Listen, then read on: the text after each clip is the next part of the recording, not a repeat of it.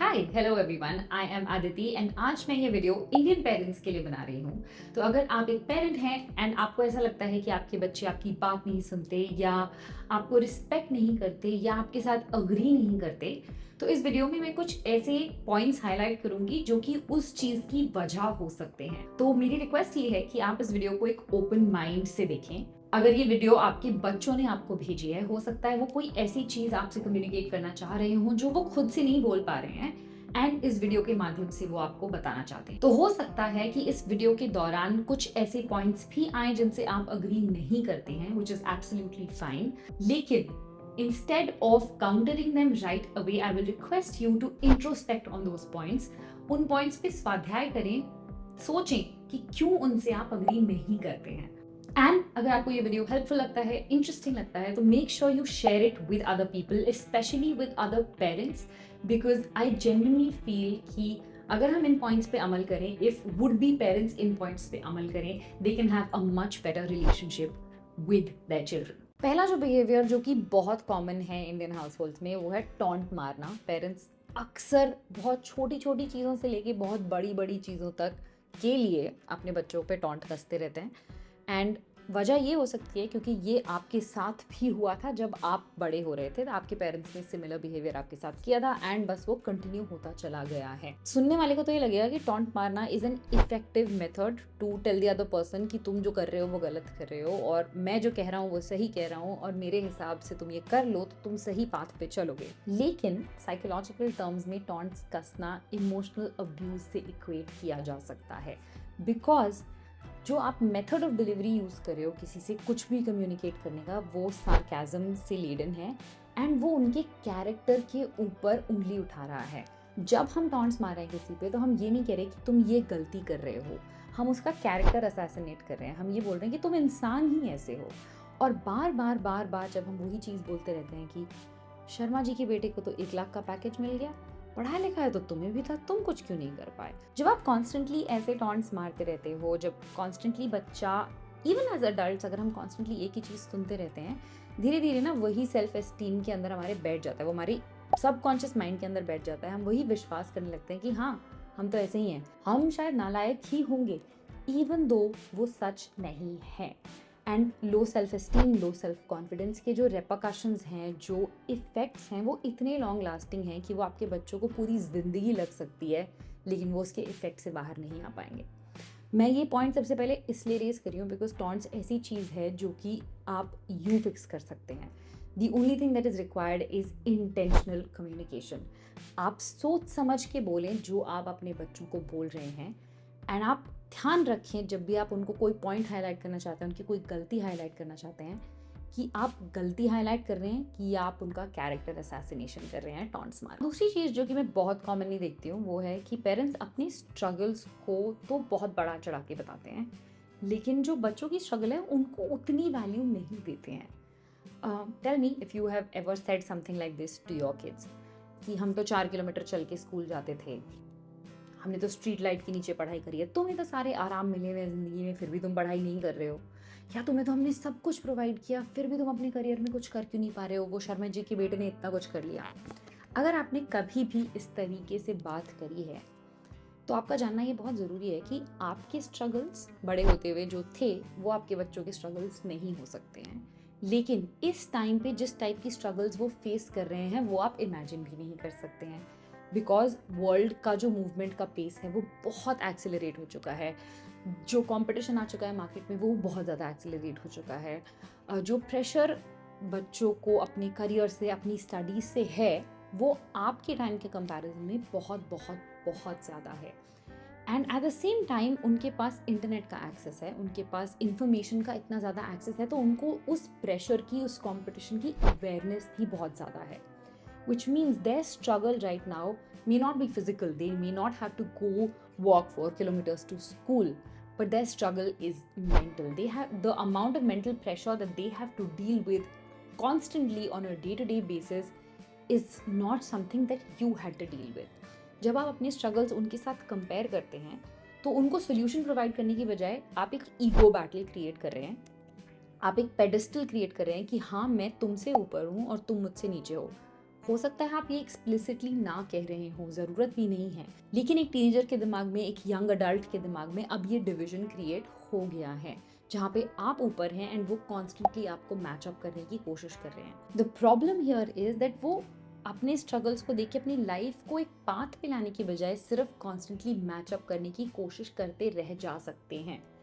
And again like this can lead to multiple problems उनके career में, उनकी relationships में, उनकी शादी में, अगर their main aim in life, main focus in life becomes that they have to match up to what their parents did. तीसरी चीज़ इसी से लिंक्ड है जो कि मैंने बहुत कॉमनली देखी है, वो है कि पेरेंट्स कभी भी अपने फेलियर्स नहीं डिस्कस करते। वो स्ट्रगल ज़रूर बताते हैं, लेकिन वो ये नहीं बताते कि कहाँ उन्होंने गलती करी, अगर उन्होंने गलती करी तो उस गलती से क्या सीखा, उस गलती से जो सीख मिली उसको कैसे अप्लाई किया या नहीं किया।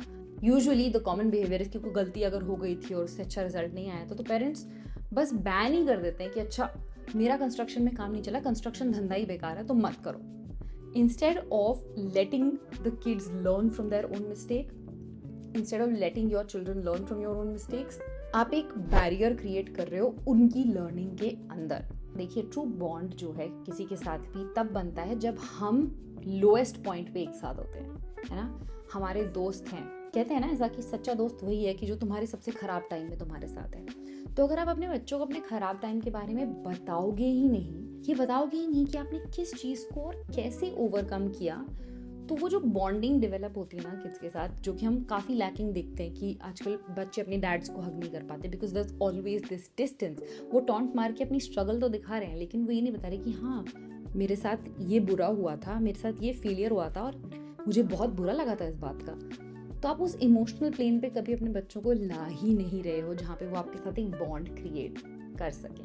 फोर्थ थिंग जो मैंने बहुत कॉमनली ऑब्जर्व की है, जो मेरे खुद के घर में मैंने होते हुए देखा है, वो है कि पेरेंट्स के लिए ना कंट्रोल छोड़ना बहुत मुश्किल होता है। उन्हें लगता है कि बिकॉज आपने बच्चों को पैदा किया है, बिकॉज आपने उन्हें बड़ा किया है, आपने उन्हें वो रिसोर्सेज प्रोवाइड करे हैं, तो वो कॉन्स्टेंटली आपके बैक एंड कॉल पे रहने चाहिए। आप जो कहें वो मान लें, ऐसा ही जीवन भर चलता रहे। बट इस थॉट प्रोसेस इक्वेशन के साथ प्रॉब्लम ये है कि जैसे जैसे बच्चे बड़े होते हैं, उनका एक्सपोजर बड़ा होता है, उनको दुनिया के बारे में और इन्फॉर्मेशन पता लगने लगती है। अब शुरुआत में जब बच्चा छोटा है तब तो उसकी पूरी दुनिया ही उसके माँ बाप होते हैं। जब माँ बाप ने कुछ कह दिया वही सच है, उन्होंने बोला जो झूठ है वही झूठ है। लेकिन as the kid grows older, his exposure grows, he gets a bigger circle, he grows in his career advances, learns lessons, all of that is simultaneously happening. So he is also processing information from those other areas, and to be able to do that, that kid, that person requires freedom, he requires autonomy, which will mean that he will start to question the decisions that you have made. जो parents ने decisions करे हैं वो question करेगा, जो parents ने उसको चीज़ करने को बोली है वो क्वेश्चन करेगा। अगर एक हेल्दी इक्वेशन है आपके अपने बच्चों के साथ, तो you will encourage this kind of questioning, जो कि एक हेल्दी डायलॉग क्रिएट करता है, जो कि हेल्प करता है बच्चों को अपने पेरेंट्स के ऊपर भरोसा करने में, as real as experiencing individuals in this world. और अगर आप ये नहीं करोगे, अगर आप उनको वो ऑटोनॉमी, वो फ्रीडम नहीं दोगे खुद के इमोशंस, खुद की फीलिंग्स, खुद के थॉट प्रोसेसेस को एक्सप्लोर करने का, और आप कॉन्स्टेंटली बस यही एक्सपेक्ट करोगे even as they grow older कि जो आप कहो वो मान लें, तो आप एक बैरियर क्रिएट कर रहे हो, एक तो अपने एक दूसरे की रिलेशनशिप के अंदर। अब उससे क्या होता है कि धीरे धीरे ना वो आपके साथ कम्युनिकेट करना बंद कर देंगे, वो आपको चीज़ें बताना बंद कर देंगे, वो आपके साथ इंटरैक्ट करना ओवरऑल कम कर देंगे, and they will go and interact and engage more with people जहाँ पे उनको freedom of thought and freedom of expression मिल रहा है। नाउ इंस्टाग्राम पे जो मैंने वीडियो डाली थी उसमें मैंने प्राइवेसी की बात करी थी कि privacy is something that every individual requires after they get of a certain age. हाँ, बच्चों के केस में this might not be applicable, आप 100% प्राइवेसी उनको नहीं दे सकते, 100% देने की बात नहीं हो रही है। यहाँ पे बात हो रही है कि जब kids turn from that tween pre-teen वाला age and they go into teenage and then from teenage into young adulthood, तो उनके दिमाग में ना बहुत कुछ चल रहा है, उनको एक्सप्लोर करने के लिए दुनिया नई लग रही है, और वहाँ पे जब आप उनकी प्राइवेसी पे संकोच लगा देते हो तो आप उनको वो एक्सप्लोरेशन करने से ना रोक रहे हो। यस, इसको करने के बहुत सारे तरीके हैं, ये नहीं कह रहा कि अपने बच्चों पे निगरानी मत रखिए, ये नहीं कह रहे कि अगर वो गलत आदतों में पढ़ रहे हैं तो उनको रोकिए मत, that is not what I am saying. What I am saying is कि उनको अपने थॉट्स को एक्सपेरिमेंट करने का, एक्सप्लोर करने का एक ऑप्शन, एक सर्टन लेवल ऑफ फ्रीडम बहुत बहुत नेसेसरी है, ताकि वो अपनी डिसीजन मेकिंग में स्ट्रांग हो पाए, उनको समझ आ पाए कि हाँ, हम दुनिया को कैसे हैंडल करेंगे। ज़िंदगी भर तो आप उनके साथ होंगे नहीं, ज़िंदगी भर आप उनका हाथ पकड़ के भी नहीं चलेंगे, लेकिन अगर आप वो ऑटोनॉमी, वो फ्रीडम उनको नहीं दे रहे हैं तो वो कभी खुद से चलना सीख ही नहीं पाएंगे। That is the fundamental problem. Fifth thing जो कि बहुत बहुत कॉमन है हमारे डायनामिक में, पेरेंट चिल्ड्रन डायनामिक में, वो है पेरेंट्स का अल्टीमेटम देना। एंड ये मोस्टली फादर फिगर्स की तरफ से ज़्यादा होता है, मदर्स की तरफ से कम होता है, but I have seen it from both sides. The problem with ultimatums is कि वो ना आपके थॉट प्रोसेस पे रोक लगा देते हैं। बच्चों को बोलते हैं कि एक चीज़ सही है, एक चीज़ गलत है, लेकिन अगर आप रियल वर्ल्ड एक्सपीरियंसेस के हिसाब से देखेंगे तो आपको भी पता है, हमें भी पता है कि ब्लैक एंड वाइट में नहीं एग्जिस्ट करती दुनिया। शेड्स ऑफ ग्रे बहुत सारे हैं बीच में। तो कोई भी चीज़ एब्सोल्यूट में सही नहीं है, कोई भी चीज़ एब्सोल्यूट में गलत नहीं है। और ये सीख अगर आप अपने बच्चों को नहीं देंगे, अगर आप कंटिन्यूसली उनको अल्टीमेटम्स दे रहे हैं, तो दो चीज़ें हो रही हैं। एक तो वो आप में कन्फाइड नहीं कर पा रहे, वो आपके साथ इमोशनल ट्रस्ट नहीं बिल्ड कर पाते हैं। तो गोइंग फॉरवर्ड अगेन मतलब वही सेम इशू होता है कि आपके साथ कनेक्ट कर पाना, आपके साथ कन्फाइड कर पाना, आपसे बातें कर पाना आगे चल के उनके लिए बहुत मुश्किल हो जाता है। दूसरी चीज़ जो हो रही है अल्टीमेटम्स देने से, वो ये है कि आप एक ब्लैक एंड वाइट का पर्दा खींच देते हो कि जो मैंने कहा वो सही है और उसके बियॉन्ड तुम कुछ भी सोचोगे वो गलत है। अब जब वो असली ज़िंदगी में जाएंगे, डिसीजन मेकिंग करेंगे और उन्हें ये रियलाइज़ हुआ कि नहीं, दुनिया हमारे पिताश्री के हिसाब से नहीं चलती है, तो उनके लिए असिमिलेट करना, एडजस्ट करना, ग्रो कर पाना बहुत बहुत मुश्किल होगा, जो कि आज की डेट में बहुत सारे लोग इस चीज़ से डील कर रहे हैं। So far in this video we have discussed several points की जो बिहेवियरल और कम्युनिकेशन इश्यूज होते हैं Indian parents and Indian adult children के बीच में। We are not discussing this from the point of view of toddlers और जो बच्चे अभी मतलब प्री टीन में हैं, बिकॉज वो बहुत ही ज़्यादा छोटे हैं, उनके साथ शायद आपका कम्युनिकेशन इस तरीके से होता भी नहीं है।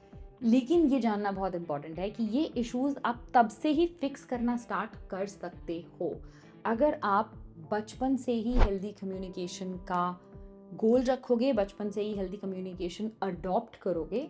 आगे चल के आपका और आपके बच्चों का जो बॉन्ड है वो बहुत अनब्रेकेबल हो जाएगा। आपके बच्चे आप में कन्फाइड कर पाएंगे, बहुत ज़्यादा भरोसा कर पाएंगे। Healthy and unhealthy parent child relationships में बस मेजर दो चीज़ों का फ़र्क होता है।